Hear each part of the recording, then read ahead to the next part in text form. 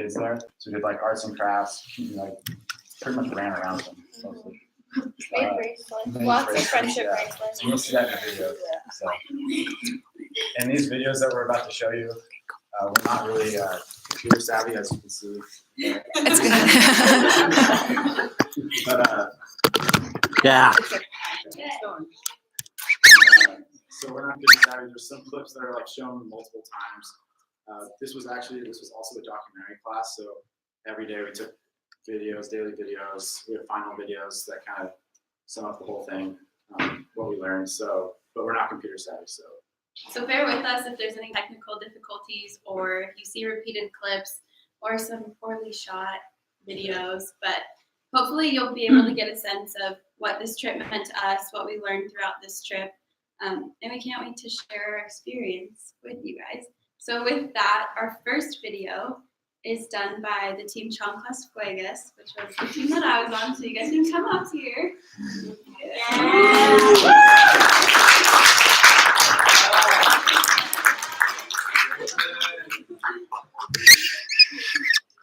So this class, it's called DIRT, and it's actually an acronym, and it stands for Dismantle, Immerse, Reflect, and Transform. So each one of us is going to take a letter and kind of explain what that letter means and how it ties into the course.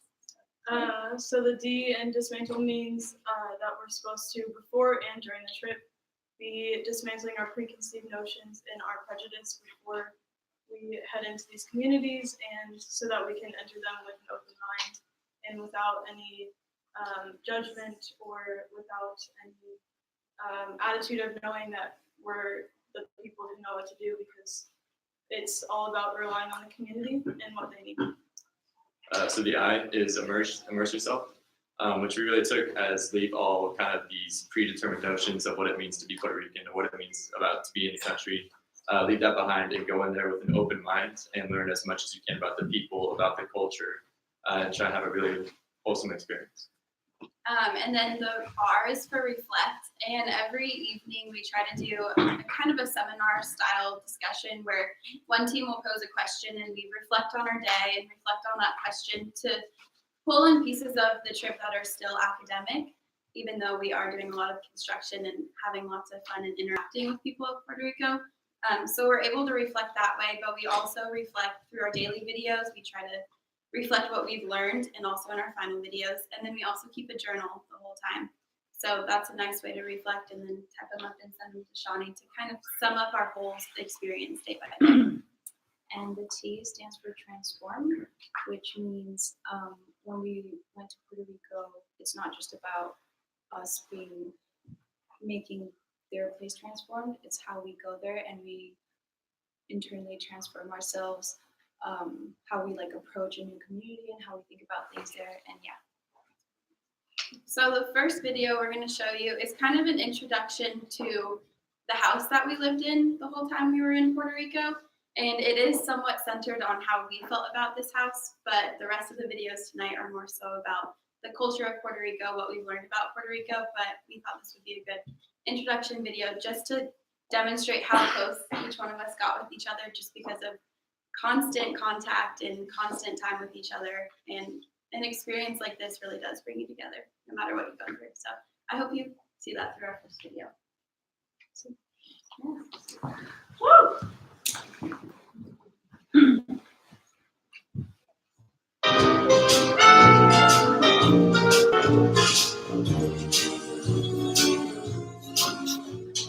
You got friends in me. You got friends in me. When you know rub my head in your miles and miles in your nice warm bed. You just remember what your old dad said.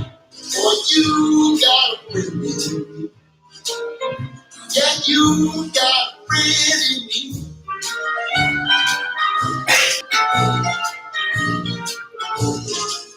You got a friend in me. You got a friend in me. You got trouble, I got you. There isn't anything what we do. We stick together, see it through, 'cause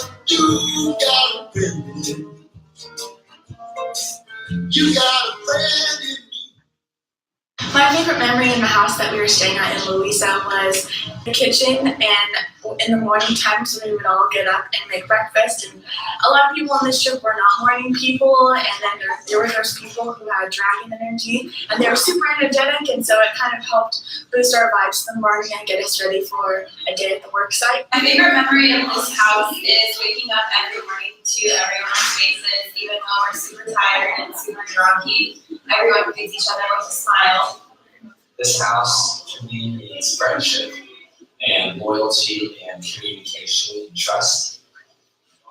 And the greatest memory I have of this house would be being tired and coming home after a long day and being encouraged by my fellow teammates to get the job done, do the dishes, do our video, create meaningful relationships that hopefully we'll have till the rest of our lives.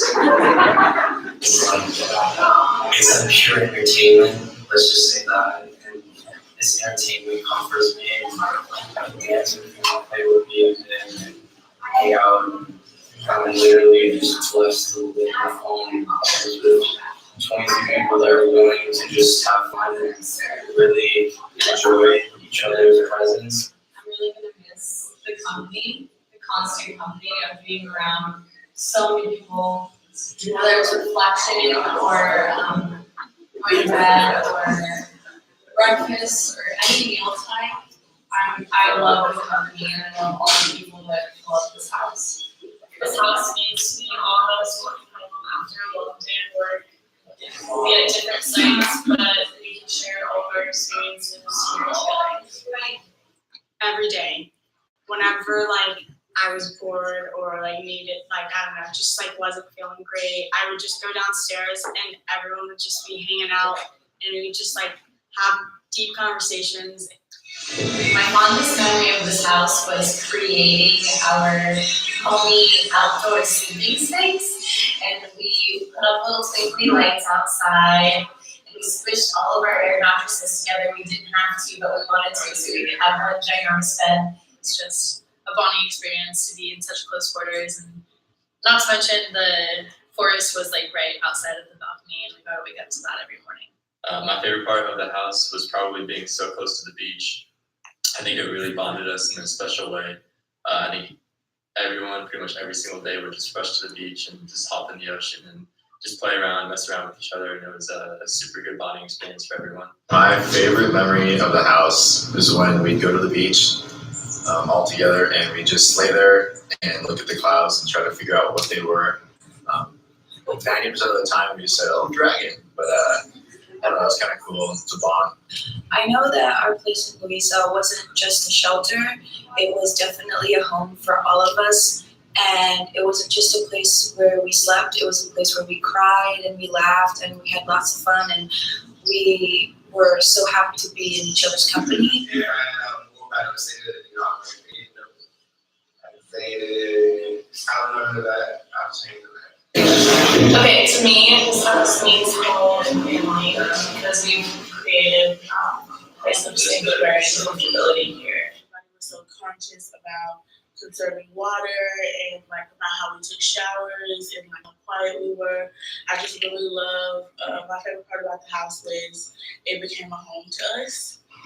My favorite memory of the house is just the little moments, waking up and seeing a whole bunch of people. And there was one night when Shawnee came around and everyone was doing their own thing. The one team was doing video, one team was doing laundry, one team was cooking, and she just went around and hugged every single one of us. And I just felt so much love in that house. And the best part about it is that it really became a home. This house to me represented at first just kind of some place for us to all stay, and I didn't really know how much of a home it could really become. But I think that by the end of the trip, the house to me represented this amazing unity that we all had as a group. I love every square inch of this house. Everything has its own little memory and meaning, and we just found our way to interact in the house and know each other's each move and know how we were feeling each time we came into our reflection space every night. And we just never took it for granted. Love every single one.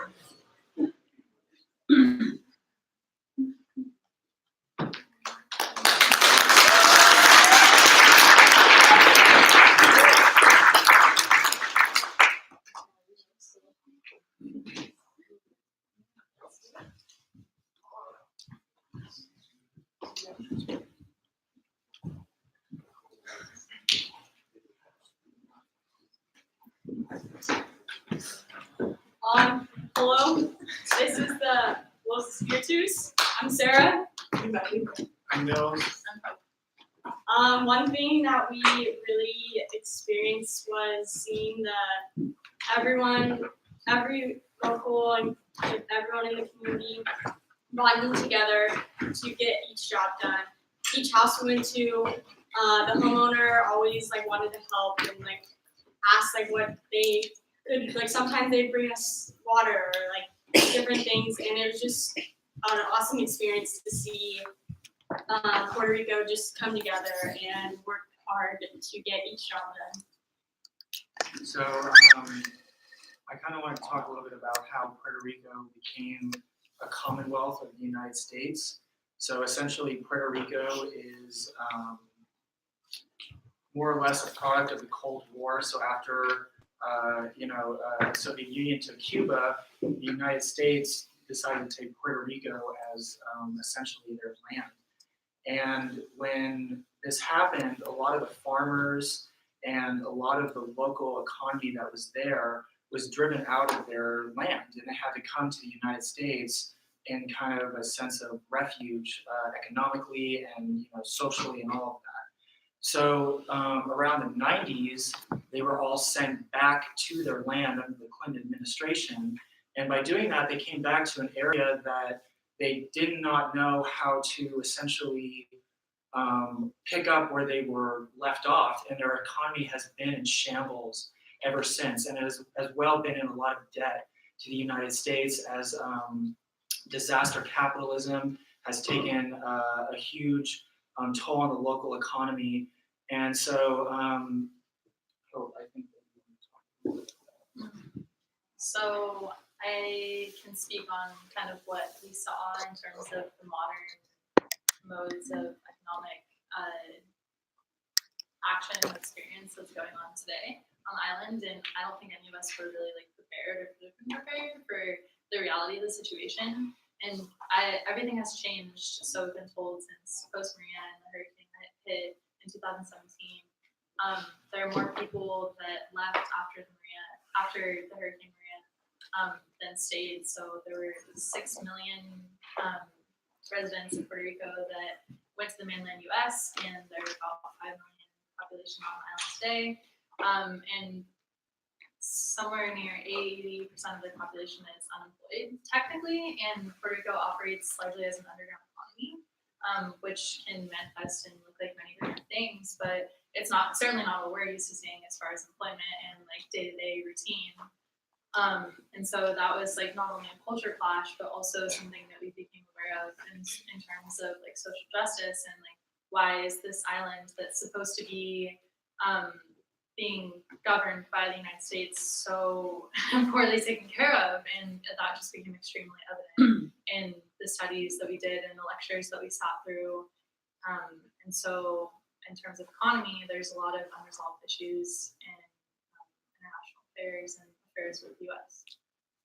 And through it all, that we got to witness was the theme of resistance and how it impacts the community and culture of Puerto Rico. And we think our video sums it up.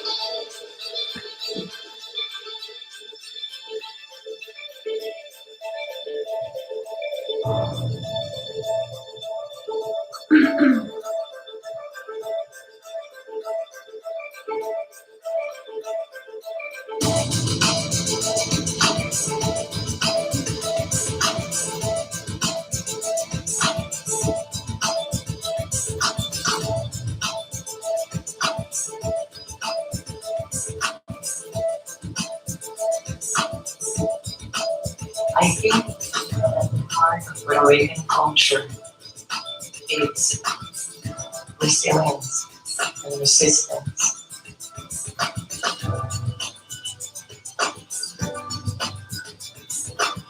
after a long history of colonization, oppression, we need to have resilience. It's pretty much everywhere. It's in our art form, of our bomba, a space where many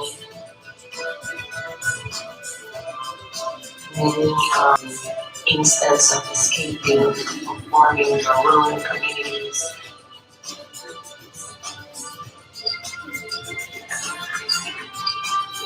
In our planet, a seed of a musical and dancing seed of activism, of protest that still today we use. In our food, the creative ways of cooking as an ingredient, because it was the ingredient that Mother Earth was providing all the time. So the many ways and creative ways of cooking plantains or cooking roots or making rice. We have to remember also our geographical reality and nature. We are an island. Therefore, it's first up to us to promote the changes necessary to continue developing as a culture with our colonial reality still in 21st century.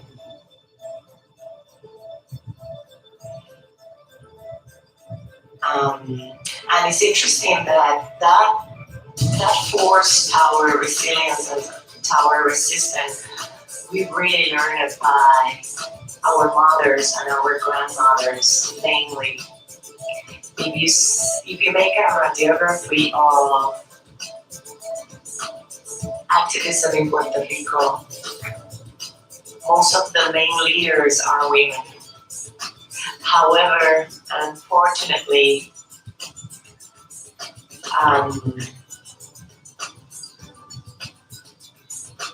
there has been a strategy to try to erase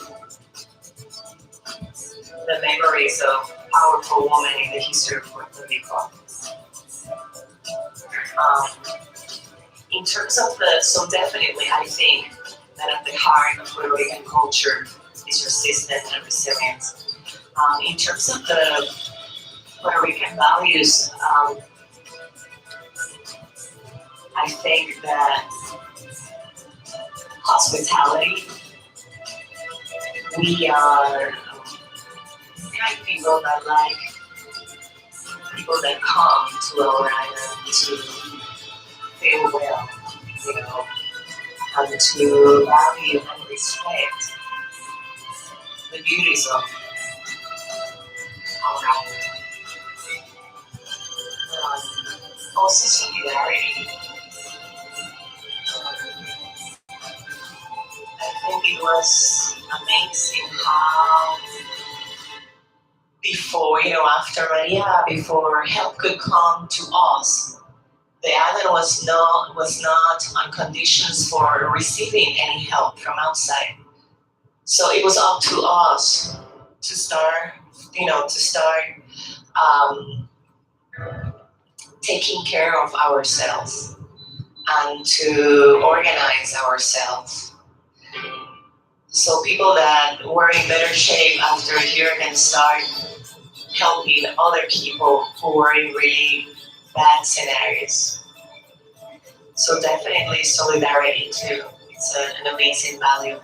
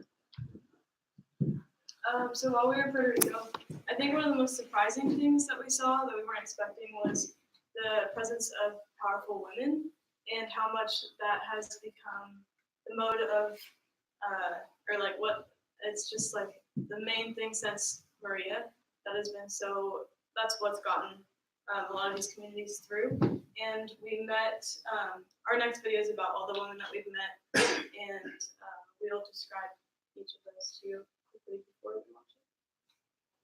So one of the women we worked with was Marta, and she owned the house that we lived in. We lived in her back unit, and she was very welcoming since the first moment we met her until we had to say goodbye the night before we left. And she would always check in on us, making sure we had everything we needed. And she went on a couple of excursions with us, and it was nice to just have a woman figure that was so willing to teach us about Puerto Rico right from the get-go and made us feel comfortable. And like we kind of touched on in our first video, that house became our home in Puerto Rico. Another woman that was with us was Katia. She was our project leader, and Sophia, Grace, and Thomas, Scott, and I were very fortunate enough to work with her at Anna's house. And she told us many stories that you'll hear in this video about the reality of Puerto Rico and how women are treated in Puerto Rico, but also how they can rise up and do their best in order to get their equality. And she was a very, very nice lady. She recommended us a lot of things and also helped us through our whole trip, even though she was just our project leader for 2 weeks. Yeah. And last was Jessica, who you just heard talking through the last video. And she was a professor from the University of Puerto Rico. And she was kind of our spiritual advisor, if you will, throughout the whole trip. She gave us a lot of tips about the locals, a lot of insights, and really just a wonderful personality overall.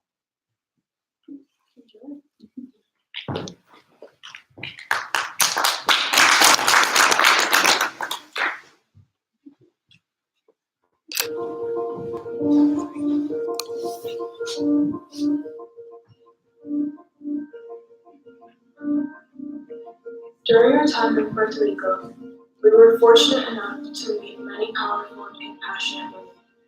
We spoke to 3 individuals about the realities of life as women in their communities. Here are their stories. One thing that I think is really interesting from the female leaders in social movements are that they strategically work on developing connections, and that's essential in any social movement. Here we are in Orisa too, and this was the land of one of our few female cacicas.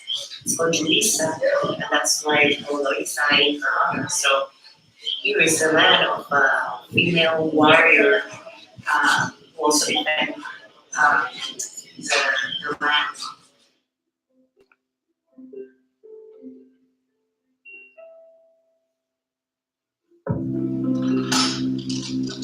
I'm a woman. You know, there's certain things that are not a choice. The things that you come into the world being who you are, and you claim who you are. If it wasn't for feminism, I wouldn't be alive today because of everything I have struggled. But after me, I met other women, and I noticed how privileged I am, even though I have been through so much pain and so much oppression. Even though you're very progressive, you know, and there is still, you know, sort of that dominant figure. But I think that because of the storms, right, or Maria, you're beginning to see, especially within the young community, you're beginning to see the equality and the coming together of community as people. So it is us, the women, that we have to get together and see how we can politicize that and play the game of politics in order to obtain our liberation. And we're not going to do it by asking for permission or waiting for a man to do it. We have to do it. You don't empower anyone. You don't give anyone power. People have to claim their power. But you can express how you do it, right? And others can learn from that or provide imagery or stories of people who have chosen to be powerful. Alfia Villarreal. She was a leader here that actually died defending her land. We tried to meet with the governor. We stayed in front of his house for 3 days, just staying there, just to talk. He was on vacation somewhere else. We wanted to tell him that women were being killed every 7 days. They kill a woman here every 7 days.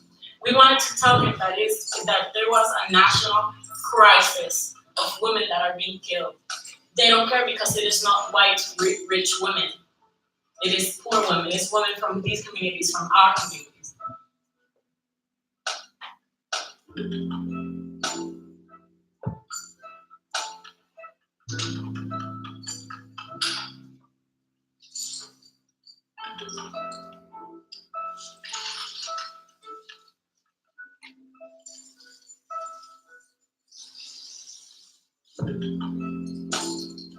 We ask ourselves together what are our greatest pains and how can we politicize that. And it has to be violent, it has to be radical, and that's the hardest work. It's the hardest, especially in a very conservative, religious island like this one. After Maria, we did a really interesting work. We went around different communities in Puerto Rico and asked particularly female leaders from those communities across the island. Talk about their needs, talk about their feelings after Maria. So it's almost like a check-in with the emotions. And also there was a space in which they tell us what they have been doing to activate the community so they can transform the space after Maria. And I don't care whether they're women or men, every people together that are about making the right choices, so that we can all live together, so that we can all be healthy, that we can all, live to our fruition, whatever that fruition and whatever that choice is. Anybody who wants to be in the women's movement, they just have to know that it has to be intersectional and queer. And if it is not, it's not a women's movement. If it is white for high classes and they just want to get a higher raise, that's not feminism. Feminism has to be radical, it has to be queer. That means that it has to integrate everybody, however the hell they want to be and express themselves. And I think anything that's unjust, and it's unjust for women, is also unjust for men. It's unjust for your man child. It's unjust for your woman child, right? So then the question becomes, how is it that you see within its broadest definitions, and how do you act upon those broad definitions to make sure that you're comfortable in whatever scenario? But you have to find out how your privilege, you can use it to help other people. You live by example, and you live by truth. And anything that you don't find is just or is correct, you work to correct it. And if you can't correct it within that framework, then you develop your own. It would work forever for the liberation. Even if we don't want to reach that, we're not going to reach it, we know, but the becoming of liberation. It's not the exclusion of anyone, it's the inclusion of all. No one can be ignored, and no one can be invisible.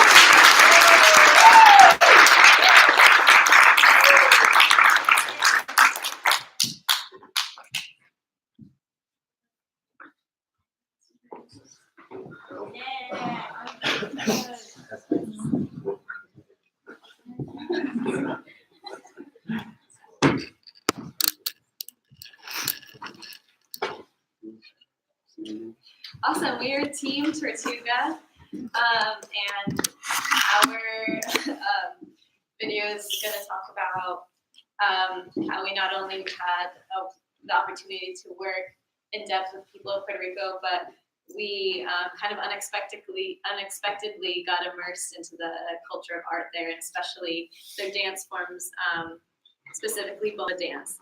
And we were fortunate enough for one of our leaders, Jessica, who you've seen on these videos. She was part of the national bomba competitive dance team, so she was a huge wealth of information. And we also kept finding ourselves running into experiences involving bomba dance. And our first one we call Bomba on the Beach, and Molly can tell us more about that. That was our first interaction with bomba dance. We didn't know what it was. We saw something set up, and then we went back to our house, and a few people, Lindsay, Hope, and Maddie, came back to the house and kind of brought us back out. We were ready to relax and stay in for the night. And they're like, oh, hey, there's some dancing going on. We should definitely go check it out. So we all made our way to the beach, and we saw some dancing. We kind of stayed in the back on the side, just observing it. They seemed to be shooting some sort of video, and they all had choreography, and there was the live musicians and the dancers and the full dress and makeup, and it was so beautiful to watch. We were just enjoying ourselves watching, and then they asked to take a picture with us. So a picture turned into dancing with them, and the whole setting kind of changed because it went from being choreographed to just having a lot of fun. We were making circles, and they would lead us in and dance with us, and the musicians were going. I think we all came back from that just feeling so welcomed because it was such an inclusive community, and we just that feeling of being welcomed into that community felt so good, especially from the start of the trip. We also discovered more about bomba dance when we went to Samuel Lin, who is like a Yeah, a very passionate artist who really kind of just defines. What was really special was his art was really, his message was kind of like the cultural richness of Louisa, and some of the messages for probably the Afro-Caribbean population of kind of just showing kind of like the beauty of the beach of Louisa, and talking about the bomba music. He had a lot of like festival posters of every year, like the annual year of like every year there's always a bomba festival. So he designed everything, and he also designed like protests about like the development that was happening in Louisa, how there's a lot of housing development that is ruining kind of the trees, or they're kind of just eradicating the beauty of kind of the nature of the beaches. So he was really like this kind of artist that was really kind of showing the beauty of Louisa, the culture of Louisa, the religion of Louisa, and yeah, and you'll see a lot in our scenes. And then after going to the art festival, we went to a museum. There was caves behind the museum, but in the museum was a lot of Samuel Lin's artwork. And then while we were there, we learned about bomba and plena dance, which you will find out more about. And we learned how to bomba, and how we learned how to dance, and how something interesting is that the drummer follows the dancer, and that the drummer has to follow the dancer. So it's really the dancer who controls the speed or the music or the tempo or the rhythm. And that's all going to be shown in our video. I think the most important thing that we kind of got from bomba and dancing in general was that because we did have this language barrier between Spanish speakers, and then some of us spoke English. I mean, well, we all spoke English. Sorry, some of us spoke Spanish, but not super well. So when we would go to the work sites, one of our main ways to kind of like break the ice and kind of like get in the works of the community was to dance with them, because all the houses were always blaring music. So we would do a little dance, and the neighbors would do a little dance, and it was like one of our ways to communicate with the neighbors about having to use language. But here's our video on bomba dance. Woo!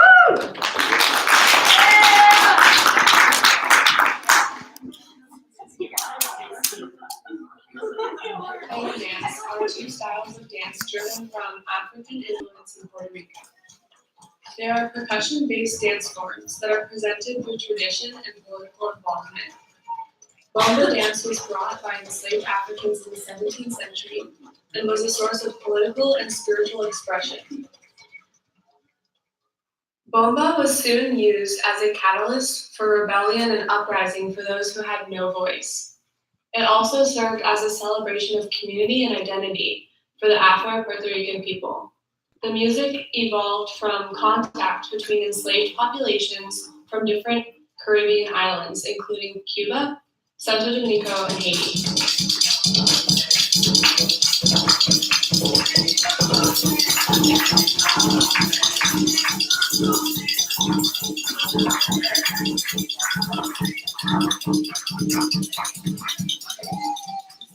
Cuando hablamos de la bomba, hablamos del género folclórico más antiguo, data de 500 años de antigüedad. La plena era la manera de llevar las noticias, ya que no había imprenta, era la forma de llevarla cantada. Los cuales maracas son de herencia taína. El tambor es de herencia africana. Y el baile es de herencia española. Ahí es que se forma la mezcla.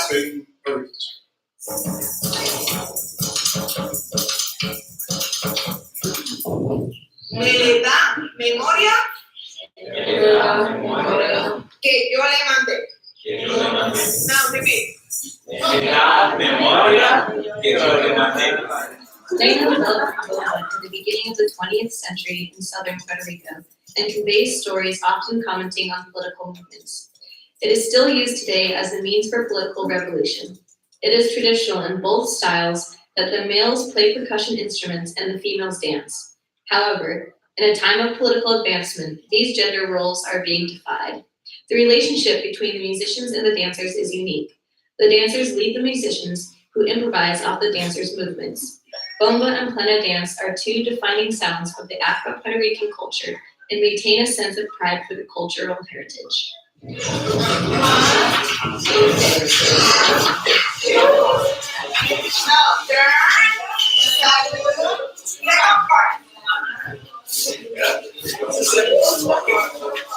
During our time in Puerto Rico, we constantly found ourselves stumbling across bomba and plena dance. We soon learned that bomba and plena dance have highly contributed to the political revolution in Puerto Rico. We had the opportunity to discover more about this through connections with our partners in Puerto Rico.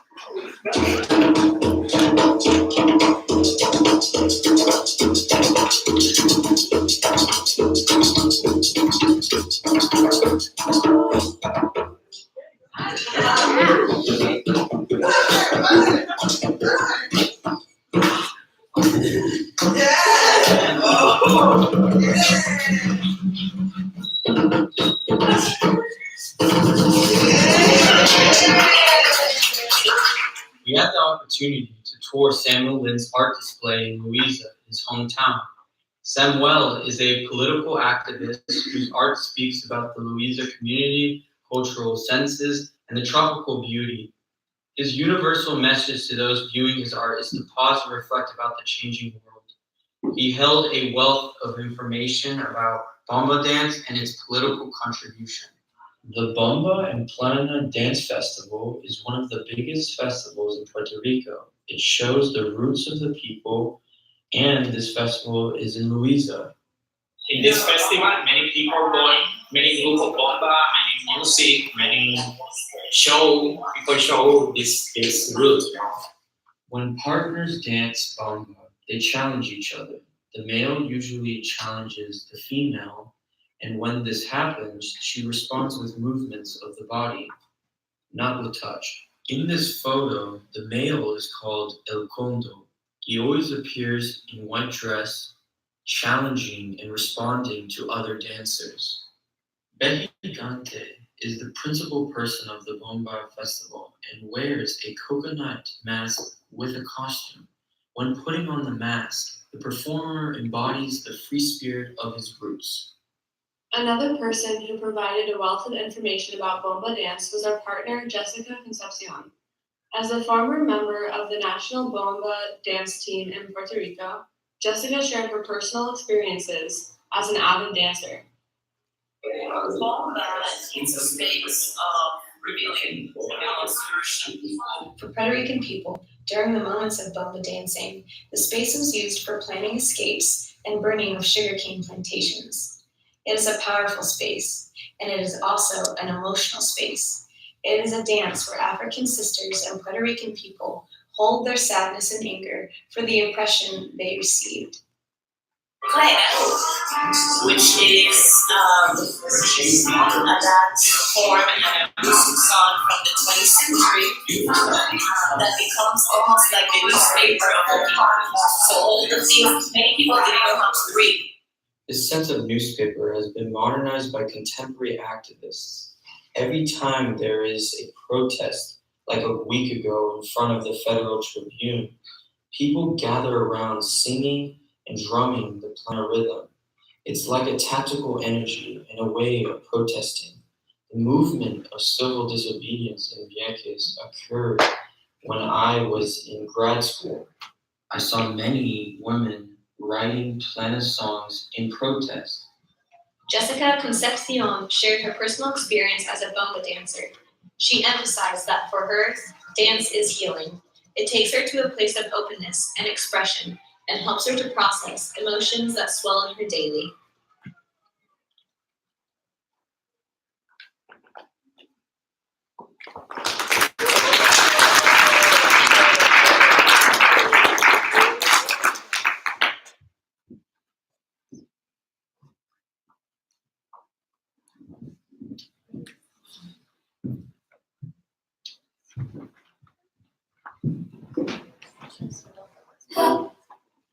So I'll start off. This is Team Contact. I'm Hannah.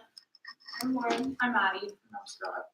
So I'll start off by saying something about the organization that we worked with that this was not about. So Scott mentioned earlier we worked with SVP, which is St. Bernard's Parish, and they are a group that began with Hurricane Katrina, and they're still working today, and now they have St. Bernard's Project.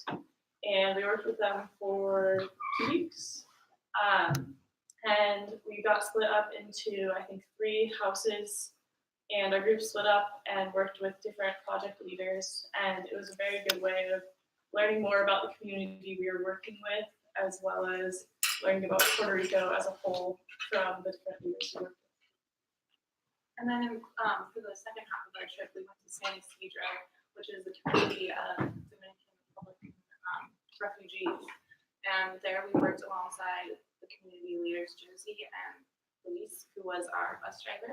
And Josie was one of the presidents of the community for about 14 years. She was a very strong woman, and she was full of joy constantly. And I remember one day when we got to work, she was playing some 80s R&B, and it was just a few of the girls, as me and Lindsay and Shawnee was dancing with her, and it just was a great example of her like wonderful and joyful personality and energy. Want to talk about Lee? So another community leader that we had was Jose. In this video, you can see that when we were in San Isidro, one of the houses that we were working on, we were helping to build it for his daughter. Jose is a general contractor there, but we were just there to help him. That was the house that we actually built the bathroom off of. And we learned lots of new words in Spanish for hammer and things of that sort that he didn't know. And Luis was our bus driver, as Maddie mentioned when we were there. And he's also a community leader, and we asked him kind of what his role was for the community, and he said he really does everything. If anybody needs any help, he does plumbing, carpentry, painting, anything. So it's just just anybody who needed help, he was there for him. And he says everybody in that community, if anybody needed help, they're there. Yeah. One moment where I saw Luis like in action, where he didn't realize we were watching, was on the bus ride. I was sitting, and we had all been getting dropped off at different places throughout the community, and I watched as Luis endlessly stopped for the cars driving by, and he asked if they had any projects that they needed help on, and it was a cool way of seeing him work in his community. just going back on Jose, like 5 or 6 of us had the opportunity to work with Jose at his house for like the whole time, so a week. And even though there was a language barrier, like what Lauren said, you still, by working with him, seeing him smile, seeing him laugh, you can kind of communicate with him and know what he's talking about. So that was really cool. And Lauren did an awesome job translating. Also hoping Lindsay also were really good translators. And I just remember one time it was Lauren and I and Alex, who's the Stillman, who goes to school in Stillman. We were at his house and we had to get plywood to build a bathroom. And so he has his flatbed truck and he's talking to Lauren like, do you know how to drive it? And Lauren's like, oh, I'm not too sure. And I said, I can drive a truck. It was stick shift to my defense. Yeah, I didn't know it was stick shift, but I got in and I saw it. And I said, sure. He's like, and I started driving it. And I'm like, I just can't stall this thing. And so he told Lauren, like, you have to press the clutch twice to even get it to work. So I'm like, oh, great. We learned how to hotwire the engine to the battery. Gas this many times, and then started it. And I was like, okay, and then but it worked out. It's all great. We drove back to the work site. And I totally forgot Alex was in the back. Standing up. So like you know, there was a lot of potholes, and I didn't want to slow down to stall the truck, so I just shunned it. And he was up back. We pull up to the house, and Shawnee's just looking at me. Here's a video. So this is a video that we made about the phrase Puerto Rican se levanta, which translates to Puerto Rico will rise. And we just went around and talked to those people that we were just talking about what it meant to them. Even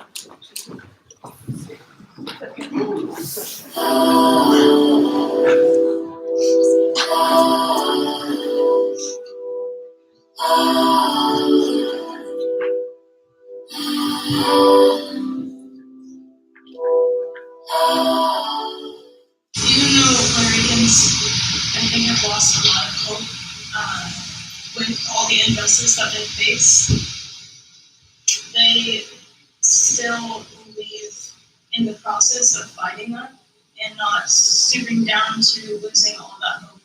And even though there isn't an end goal necessarily of where Puerto Ricans see themselves going, they are still rising to the challenge, rising to the fight, just to see where it can go. Even though a hurricane has gone through here and they've experienced multiple hurricanes, they're always willing to jump back and bounce back after the hurricane. One day we were walking through the community and we met one family whose house has been destroyed by 3 different hurricanes and has rebuilt every time. But they love Puerto Rico and they love where they live and they love their community. And I think the slogan of them rising together and coming together is so present in this community. Everyone here has been so appreciative of our work and they have taught us so much and we've really come together to rebuild these houses. And they really put all their heart and soul into their houses because it is a home and it is a place that they come home to and it's their safety spot. And not having that after a hurricane can be really difficult. But seeing the way the community members have all reached out and have all helped each other has really defined this whole slogan of rising back up no matter what happens. He said he lost everything in the hurricane, lost all of his furniture. He said he spent 3 or 4 months sleeping on the floor, and he has 3 sons that were sleeping somewhere else. I said I already experienced 3 or 4 storms here, but this was totally different, and I don't know how to swim. So I was still here, and the water was coming up. Luckily, a woman came down here and she grabbed me and saved me. Oh, there was a house out there. And nothing remains of it. A whole house made out of wood. He said, this was a destruction that I never imagined was possible. So the message is for the Puerto Rican people to not see this as a tragedy, what happened, but to help them. Everybody to help the other, to do everything possible to give their maximum so that we can get back to where we were. The people of Puerto Rico have a history of being strong and relentless when it comes down to natural disasters, politics, whatever the hardships may be, there's always protests and there's people that come together and fight for the greater good. They are outspoken because they want their points to get across and they want to be heard, and they have a lot to say. So when Puerto Ricans are listened to, everyone has something so beautiful to say and something that should be heard. Cuando vino esa frase, a nosotros significó voluntad, trabajo, porque nosotros no, Puerto Rico no se levantó solo, se levantó gracias a ustedes, la gente de afuera, del extranjero, que fue la que nos brindó ayuda. Y para nosotros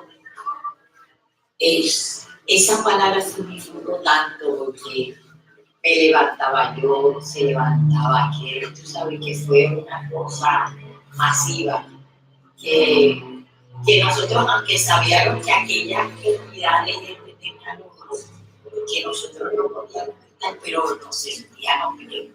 The strength and the bond that all Puerto Ricans have here. I truly saw that when we were working together with people in San Isidro, but also SVP.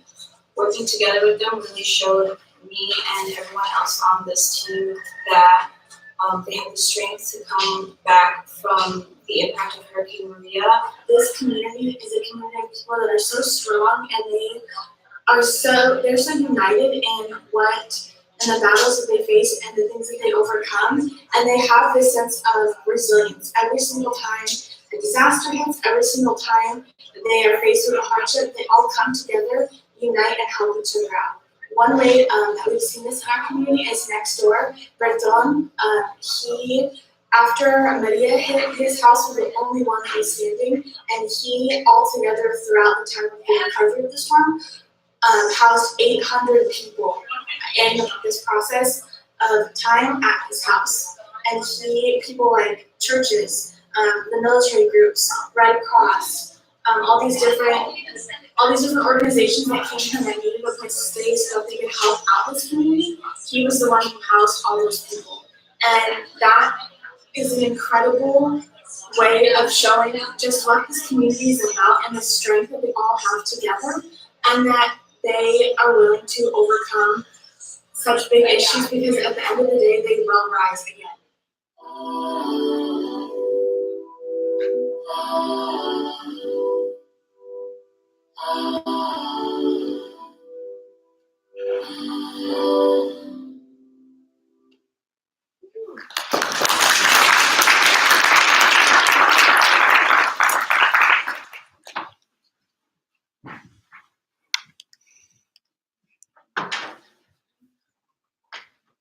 I'm Shawnee Anderson. You see what a lucky person I am. I get to spend a month of my life and a few weeks before that too with these wonderful people in this wonderful place doing this wonderful work. We owe a lot of gratitude to a lot of people. One person that I want to thank personally is my assistant Latifa, who carries my life back here while I run away and go sleep on an air mattress for a while. And she keeps life going back here, so thank you so much, Latifa. And all of these folks know that they're standing on the shoulders of giants who came before them, and those are the dirties who traveled before. Many of them are in the house. If you're an old dirty, stand up and show them that you're here.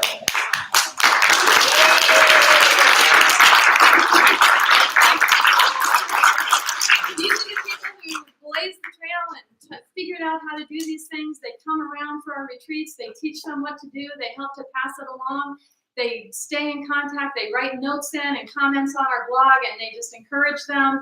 They donate money. They do all kinds of things. And now they're on the dirt list, and they'll join this crew, and they'll start coming around to hear the adventures of future dirt groups. And they'll also be joining future dirt groups, I hope. We're also very grateful to the parents. What a gutsy move it is for you to send your kid off with me and just kind of hope it's all going to be okay. They're going into a disaster zone and you just sort of hope it's going to work. Well, it does work because of the fabulous, unbelievable parenting work you have done to bring these fine people to me. So if you are a parent of one of these, parent or family member, or whatever, please stand up because we're very grateful to you.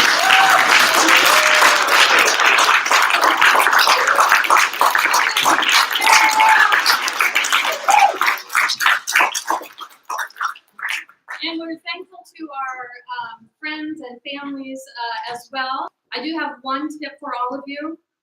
Never, ever let any of these people clean your bathroom. They are total slobs. You cannot trust them with your bathrooms.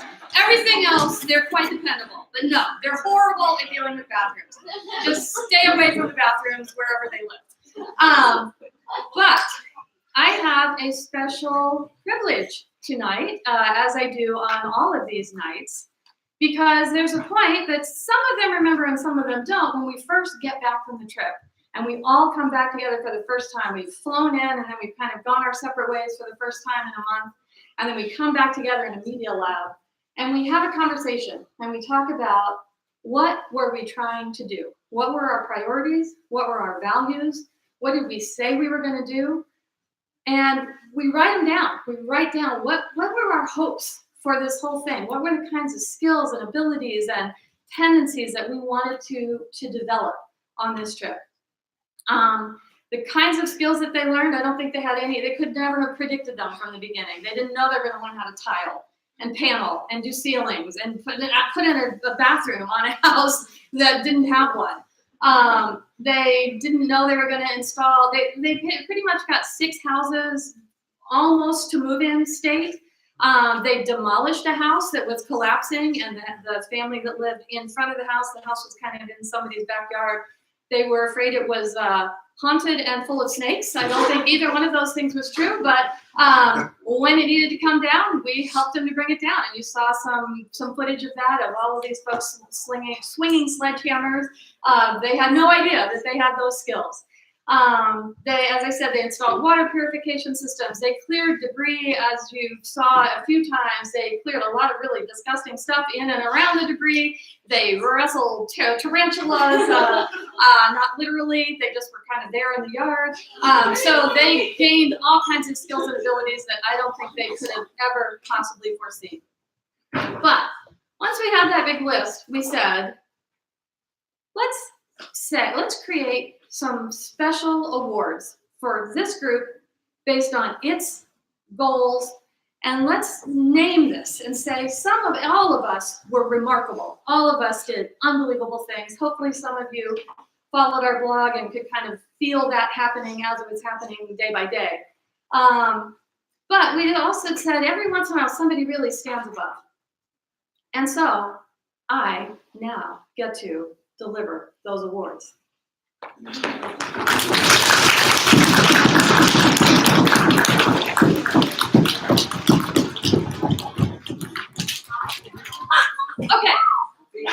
I don't defend the name of this one. This was their idea. The first one is called the Dragon Energy Award. If there's something like horrible about that I don't know, my apologies. I'm just rolling with what they said. The Dragon Energy Award includes a lot of special characteristics.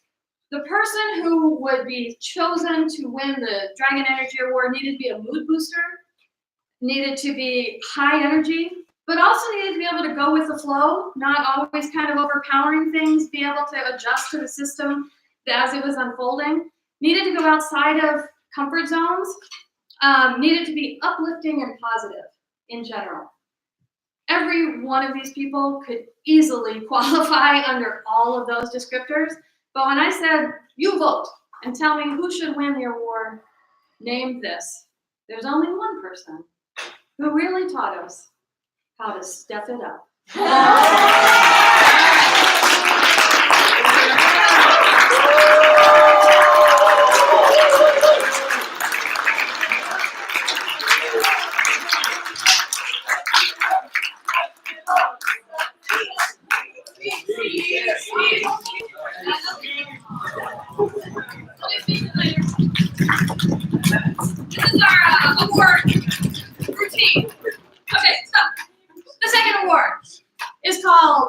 bridge builder.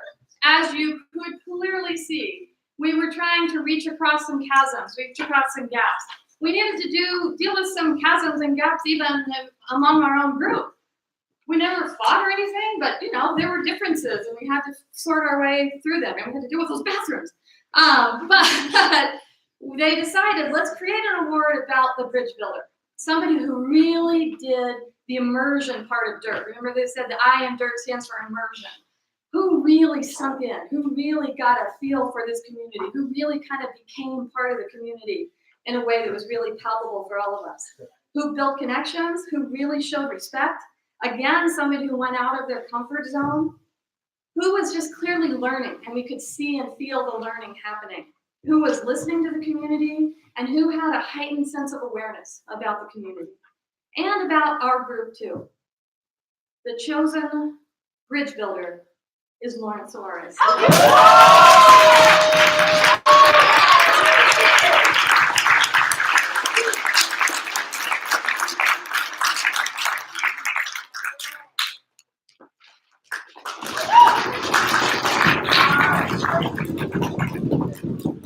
And finally, they named their third award Mindful Transformation.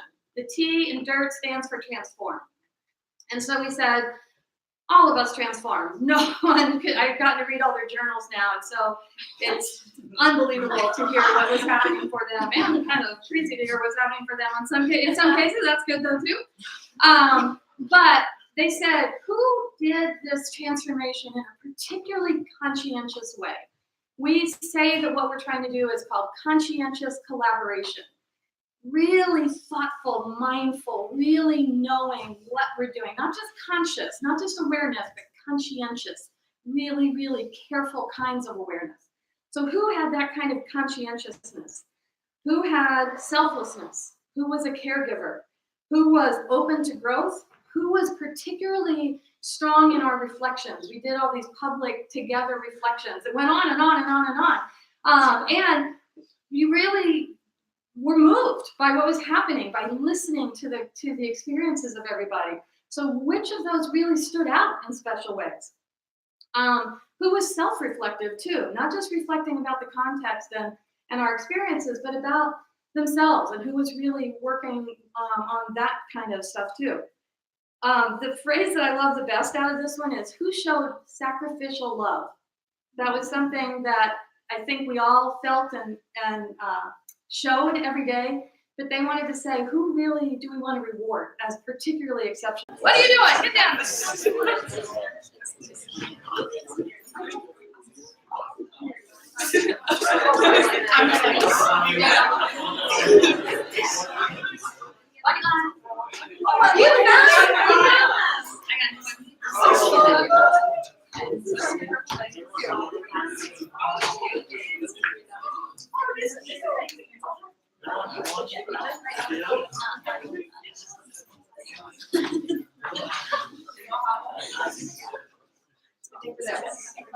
All right, any questions, thoughts, concerns? Yes, J. Michael.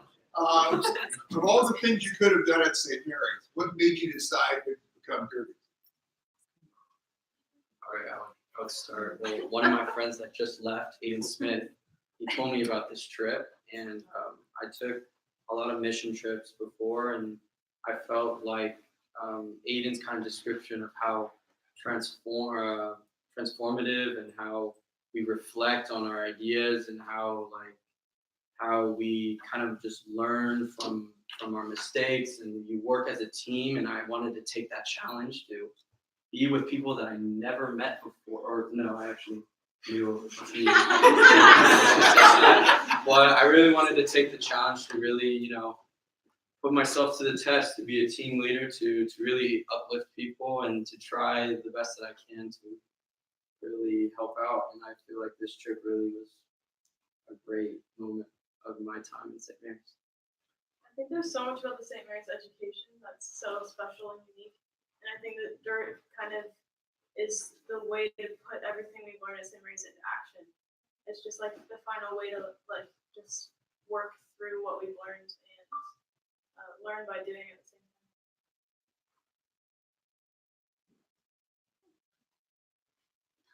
time. as people of the United States, or just somebody like me, how do you guys feel like that we can help them now?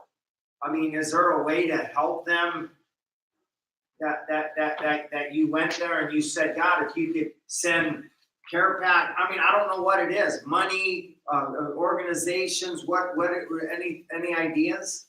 I know SVP, one of the organizations we worked with, is taking donations as well as other organizations that are working there. Okay, so money is a good thing to send.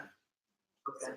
SBP is one of the organizations that's working kind of around the FEMA system. Okay. FEMA, there's one of our videos that will be on our blog channel pretty soon, is about the FEMA response and what were the glitches and what made it not work out very well for most of the neighborhoods where we were.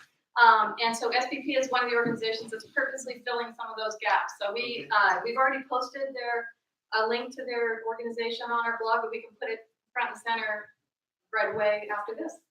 Yeah. We also worked with the San Isidro community to install water purification systems. So that was nice because we helped them kind of find a new way to have clean water, and that might come in handy if the hurricane hits and they need it. They're solar powered, so. One of my clients has headed a lot of the water purification systems over there. And he lives in Woodside, and he goes over there once a month to kind of look in on it. So, but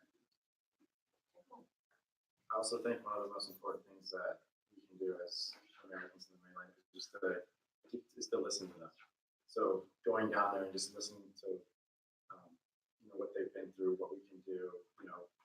Like we were dancing bomb on the beach, and just like little actions like that. I'm not saying everyone can has the opportunity or privilege to do that, but just being able to listen to them and staying politically engaged to their situation is probably the most important in my eyes. And going off of Scott, one of our retreat meetings was this thing about planners versus searchers. And basically planners are people who come in and tell the community what they need, but searchers are the ones that come in and say, and ask them like, hey, what do you guys need? And so I think there's more organizations that are looking to be searchers rather than planners. That would be really good for Puerto Rico. What are you guys, what's your vision, like looking at my age, years in the future? What do you think the future is for Puerto Rico? I think one of the main things that all of us found would be really beneficial is if Puerto Rico was able to start growing their agriculture unit. And that would definitely be a hope for the future because they import 90% of their goods from the mainland United States. And so they're not able to be self-sustaining because of their relationship with the United States. And it is a lush land, and they have the resources, and they have unemployment rates that could all be improved if they use those wisely through their agriculture. So that would be a big part of their moving forward.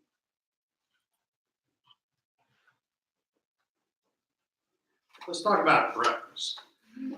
I saw a lot of videos of breakfast, and I want to get an idea of what was really good and some of the good chefs, and what was like, I'm not going to eat that. Hope was a really good chef. Yeah. Hope made it amazing. It wasn't for breakfast, so I won't say that, but it was for dinner, and it was amazing. And what was it? It was Hope was.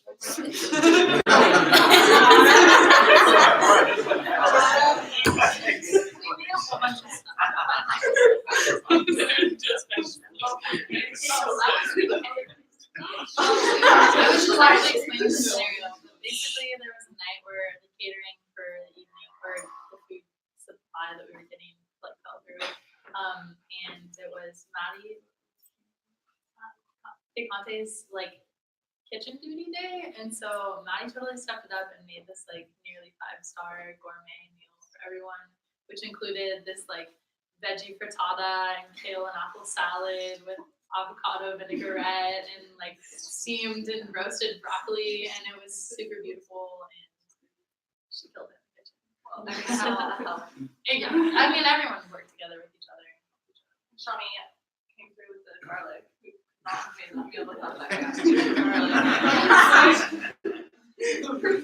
The breakfast meals were usually the meals where like we had our whole day ahead of breakfast, so we weren't really so concerned on like planning it out. We just had to make what we had, and we tried to like, change it every single day, but it wasn't like, the time to kind of like scheme of this is going to be our meal of the night, So breakfast is kind of like, go, go, go, get out, we need to go, because we had a big day ahead of us. So, I mean, at some points we were eating powdered eggs, it was kind of a humbling experience.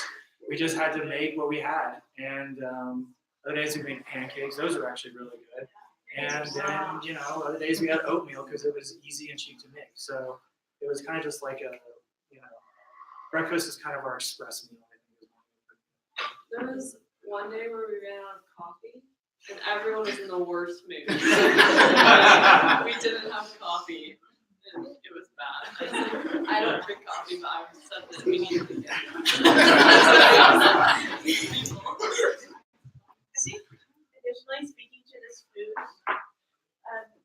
situation that we were faced with, there was a lot of making do with what we had and using the resources that we had, and that mofongo was something that I think most of us, when we got there, were like, what is this?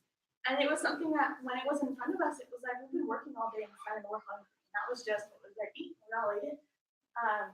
But definitely, I think that speaks to dirt and our ideas and how we definitely worked with what we had, and we all kind of, zipped it and shit it. One of our slogans is embrace the chaos, and the food was the chaos a lot of the days on this trip. I want to say thank you, Shawnee. Is it you that wrote the daily blog? As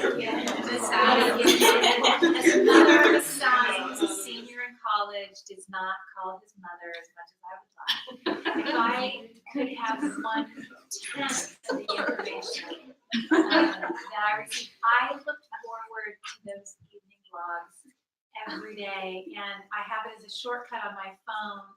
Stop. And I loved it. And the writing, you are such a beautiful writer. And I read it and I reread it and I read it again. And so I know you were all asking for us to respond back, and I'm not very good on social media, but boy, did we appreciate the daily update. It was a real gift.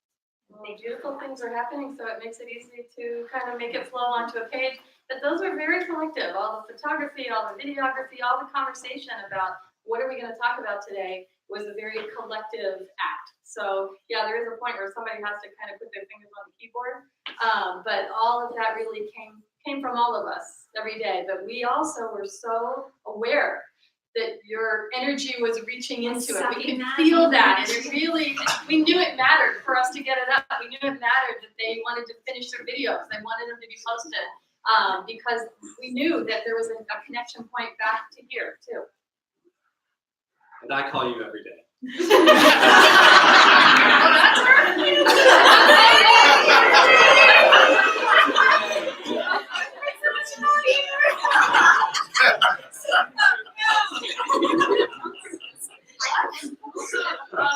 you for all the comments. They were great. And especially like ones from friends and family. They were just so fun to read every morning. It brought a lot of joy to the morning, just the comment. Did anyone want to change their major to construction management? Maybe. We're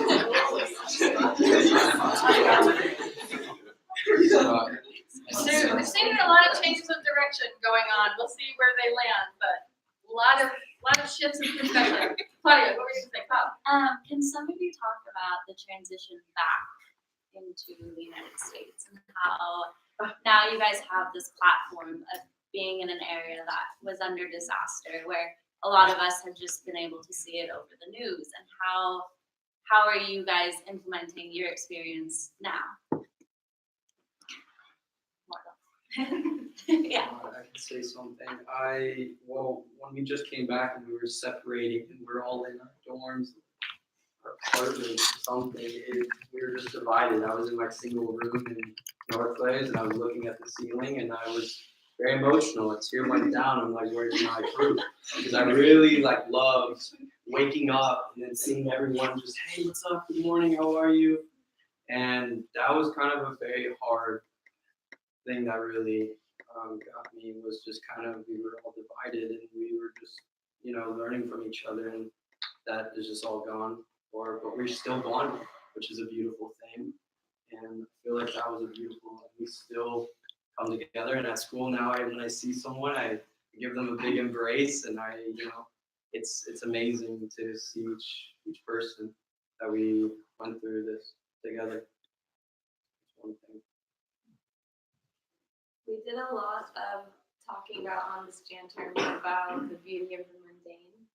It was a big theme kind of throughout our whole trip. To like, I know this is cliche, but like not only appreciate the small things in life, but like your life landmarks don't have to be the bada boom, bada bang.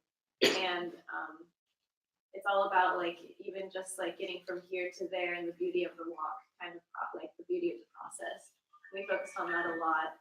Because we were doing a lot of like really small projects. So while I feel like we were making a huge impact, we had to like find the joy in the small things. And I think that's something that I especially want to carry on here. And I know a lot of us have talked about this is I feel like life goes by really fast, and I feel like my 20 years have gone by super fast. And I think that in slowing my life down and not looking forward to the big boom moments and appreciating like the journey a little more. I feel like that's something I want to bring into my own life back here. And I think kind of rolling off of that, like I was very amazed to see how, despite like their neighborhood was completely in shambles and just utterly destroyed, and especially San Isidro or some of the houses were utterly destroyed, the people there were very calm and still grateful for their lives. They still tried to find the good moments of every day. And so when I came back here to the States, I noticed that, things that kind of used to rile me up or get me upset, I would always just think about how the people in San Isidro or Louisa or, anywhere in Puerto Rico, they still have managed to center themselves and work together and come together as a group, despite the fact that the neighborhood is just so utterly destroyed and has been that way for like 18 months now. And every day they have to wake up to that. And, so I now I think humility has kind of washed over me a little bit just for like the things in life that used to rile me up,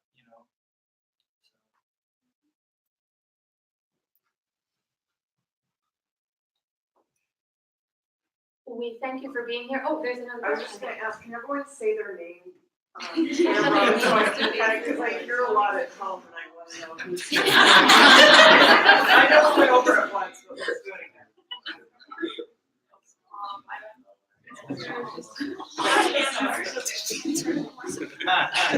Sarah, go. Sarah. I'm Lori. I'm Sophia. I'm Megan. Stefan, Grace, I'm Lindsay. Scott. I'm Maddie. I'm Maddie. Really? I'm Angel. I'm Hope. I'm Thomas. I'm Nils. I'm Hannah. I'm Molly. I'm Paul. I'm Shawnee, and we had Jenny and Sticky. They're still there on the camera with us. And we have Jesse and Alex and Krisha. They're still out there too. They've been texting in through the night. And we're so glad that we had them with us there. We're so glad we have them with us here. We're so glad we have you with us here. We invite you to come join us for our lovely little cake with palm trees on it. Please come have some with us, and we'll be here for a little while if you want to talk and still have more conversations. We love to talk about Puerto Rico, so,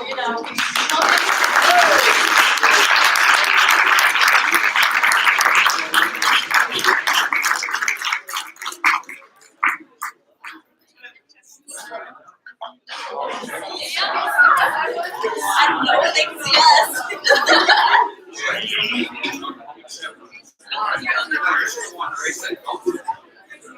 I want to like type. Can I type? I think so. Oh yeah.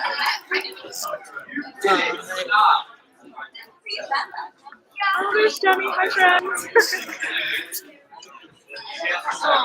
Oh, love you. I feel like I'm free.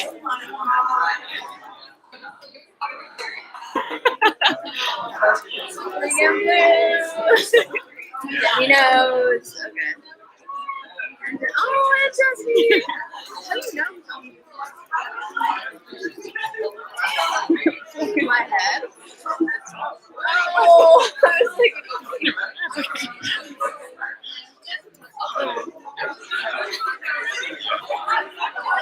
Hi.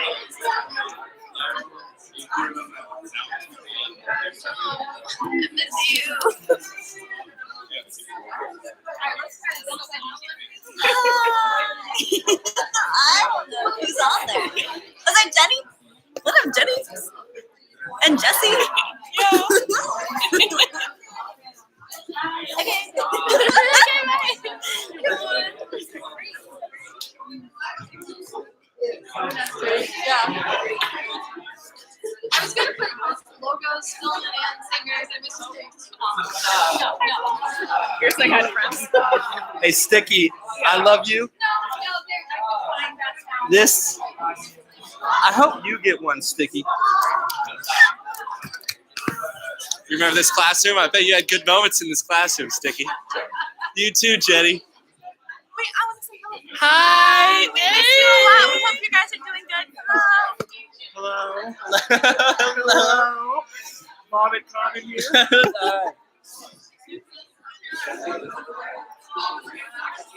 Yes. Yes. Snap it. Yeah, bro. Get it, dude. We have any closing remarks? Oh, sup? Closing Everything's remarks? good? Lovely. Lovely. Say goodbye, everybody. Goodbye. Goodbye. I love you, Sticky.